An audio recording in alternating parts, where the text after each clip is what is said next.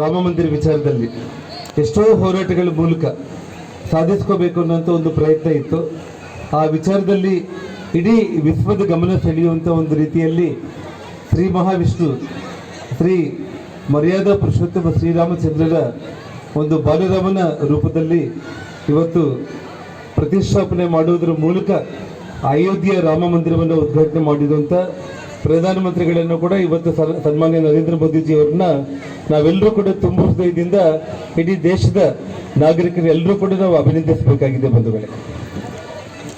ಜೊತೆಯಲ್ಲಿ ಇವತ್ತು ಗಂಗಾವತಿ ನಗರದ ಅಭಿವೃದ್ಧಿ ವಿಚಾರಕ್ಕೆ ನಾನು ಈಗಾಗಲೇ ಶಾಸಕನಾಗಿ 6 ತಿಂಗಳು ಕೂಡ ಕಳೆದಿದೆ. ರಾಮ ಮಂದಿರ ವಿಚಾರದಲ್ಲಿ ಎಷ್ಟೋ ಹೋರಾಟಗಳ ಮೂಲಕ ಸಾಧಿಸ್ಕೋಬೇಕು ಅನ್ನೋಂಥ ಒಂದು ಪ್ರಯತ್ನ ಇತ್ತು. ಆ ವಿಚಾರದಲ್ಲಿ ಇಡೀ ವಿಶ್ವದ ಗಮನ ಸೆಳೆಯುವಂಥ ಒಂದು ರೀತಿಯಲ್ಲಿ ಶ್ರೀ ಮಹಾವಿಷ್ಣು ಶ್ರೀ ಮರ್ಯಾದಾ ಪುರುಷೋತ್ತಮ ಶ್ರೀರಾಮಚಂದ್ರರ ಒಂದು ಬಾಲರಾಮನ ರೂಪದಲ್ಲಿ ಇವತ್ತು ಪ್ರತಿಷ್ಠಾಪನೆ ಮಾಡುವುದರ ಮೂಲಕ ಅಯೋಧ್ಯೆಯ ರಾಮ ಮಂದಿರವನ್ನು. ನಿಮ್ಮ ಉಬ್ಬಿದ ರಕ್ತನಾಳಗಳ ಸಮಸ್ಯೆಗೆ ಎವಿಸ್ ಆಸ್ಪತ್ರೆಯಲ್ಲಿ ಕೇವಲ 30 ನಿಮಿಷದ ಲೇಸರ್ ಚಿಕಿತ್ಸೆಯೊಂದಿಗೆ ಮುಕ್ತಿ ಹೊಂದಬಹುದು.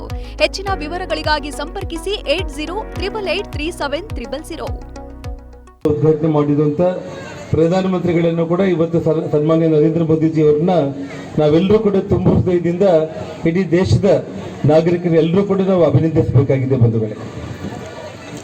ಜೊತೆಯಲ್ಲಿ ಇವತ್ತು ಗಂಗಾವತಿ ನಗರದ ಅಭಿವೃದ್ಧಿ ವಿಚಾರಕ್ಕೆ ನಾನು ಈಗಾಗಲೇ ಶಾಸಕನಾಗಿ 6 ತಿಂಗಳು ಕೂಡ ಕಳೆದಿದೆ.